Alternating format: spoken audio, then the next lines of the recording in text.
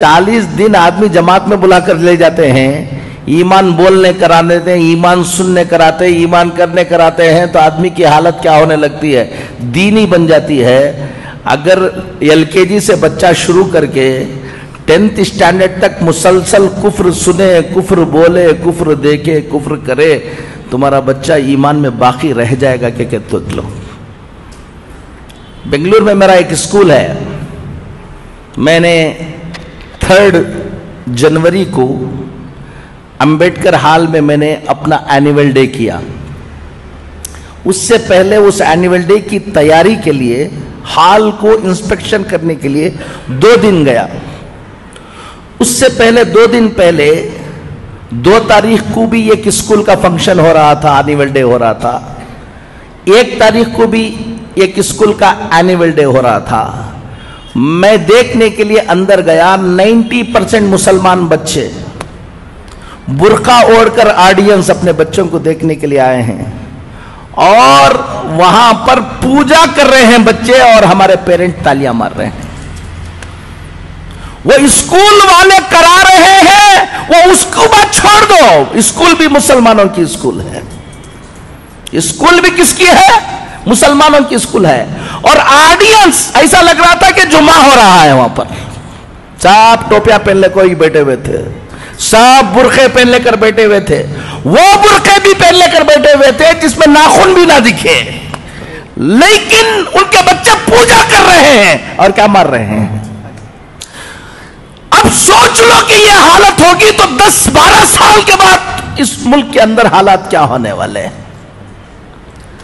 हम कह रहे हैं कि व्हाट्सएप पे डालते हैं फलां बच्ची क्या कर रही है, रजिस्टर मैरिज हो जा रही, कुछ देखो। ये तो अभी बारिश से पहले की जो रिमझिम झड़ी जिसे बोलते हैं वो है।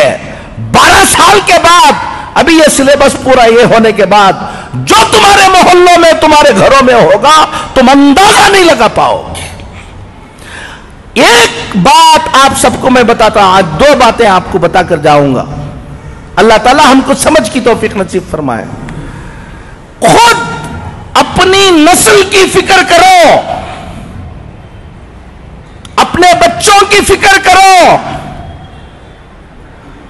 डॉक्टर बनो। मैं 56 स्कूल चलाता हूं अल्हम्दुलिल्लाह पूरे हिंदुस्तान में,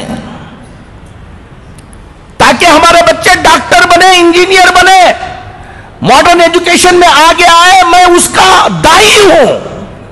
मैं कह रहा हूं आपको, सिर्फ डॉक्टर, सिर्फ इंजीनियर ये तुम्हारी फिक्र है तो याद रख लेना, डॉक्टर तो उन्हें बन जाएगा, ईमान में बाकी नहीं रहेगा, खून के आंसू रोना पड़ेगा। वो इंजीनियर तो बन जाएगा। एक बच्ची एक गैर मुस्लिम के पीछे भाग गई। वो लोग पूरे मिलकर मेरे पास आए और आकर कहने लगे कि मौलाना हम फला हैं, फला हैं। रो रहे थे, दुख से बिलबिला रहे थे। हमारी बच्ची गैर मुस्लिम के साथ शादी कर ले रही है, क्या करना, कोई हल बताइए आप। और मैंने कहा कि कौन सी स्कूल में पढ़ाया है तुमने?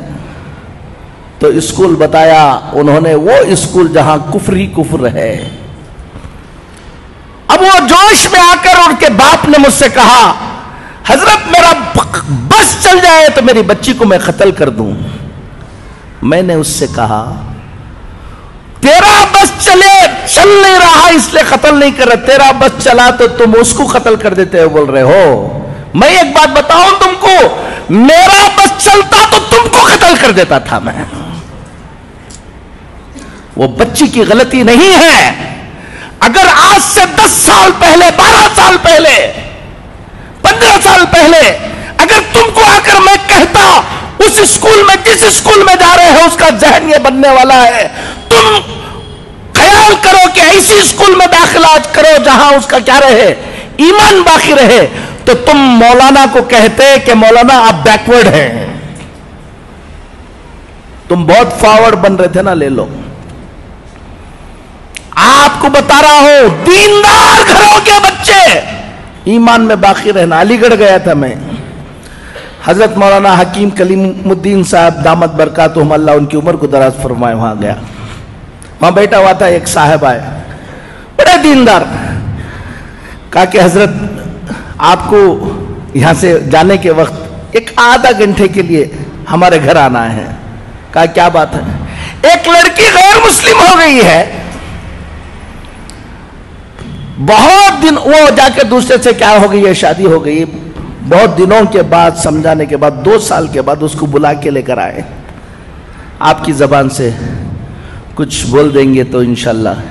ہمارے گھر میں ہمیشہ اجتماع ہوتا ہے، سب ہوتا ہے، اس بچی کو بلا کے لے آئے۔ میں سمجھا ہمیشہ گھر میں اجتماع ہوتا ہے، سب ہوتا ہے، تو کسی اور کی بچی ہوگی، بلا کے لے آئے ہوں گے۔ اب میں گیا، بچی سامنے بیٹھی ہوئی تھی اور بات کرنے کے لیے کہا، میں نے کہا کہ تم چھوڑ دو، میں بات کر لوں گا اس کو۔ اب اندر جانے کے بعد کہا کہ یہ کس کی بچی ہے؟ کہا کہ کسی اور کی بچی نہیں مولانا، یہ ہماری بچی ہے۔ ہر ہفتہ کیا ہوتا ہے؟ اجتماع ہوتا ہے، دیندار ہیں، سب کچھ ہیں، ان کی بچی نہیں۔ میں نے کہا کہ بیٹا تم کہاں پڑھے؟ کہا گرکل میں پڑھے حضرت ہم۔ میں نے کہا کہ علی گڑھ میں تم کو اور کوئی اسکول نہیں ملی؟ گرکل میں پڑھایا۔ کتنے بچے تھے؟ پورا گرکل کفر سکھاتا ہے، اسی کام کے لیے بنایا گیا ہے۔ اب آپ اپنی بچی کو ڈاکٹر بنانے کا جذبہ، اب بچی کو بھیج رہے ہیں، دیکھ نہیں رہے ہیں، اور اچھے مارکس آ رہے ہیں، یہ آ رہے ہیں، یہ سب دیکھ رہے ہیں۔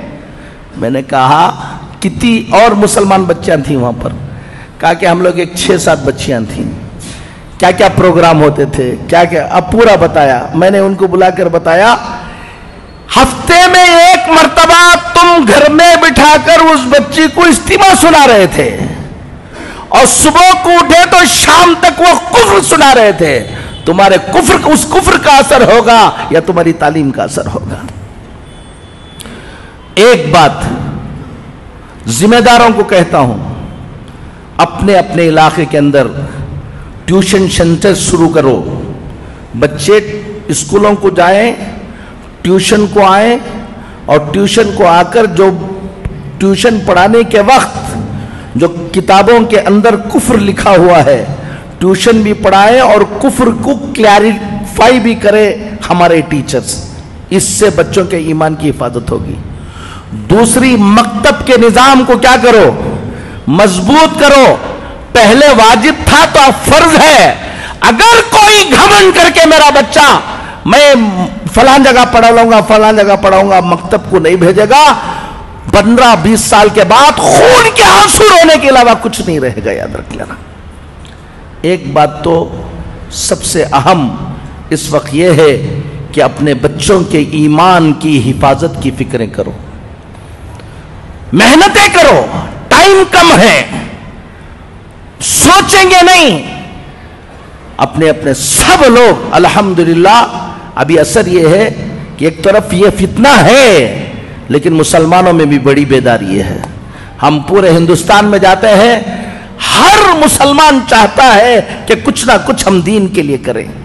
خاموشی کے ساتھ کام کرنے والوں کی ایک بڑی تعداد ابھی پیدا ہو گئی جو کیا کر رہے ہیں؟ کام کر رہے ہیں۔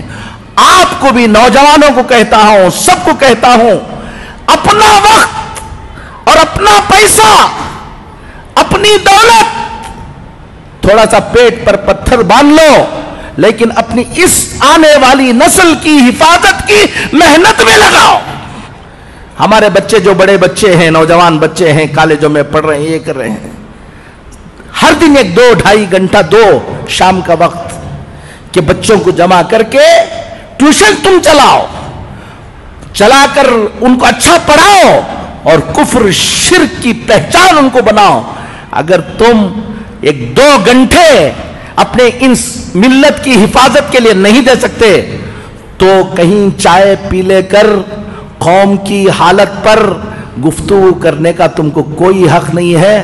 تیار بیٹھو تباہی و بربادی کے لیے۔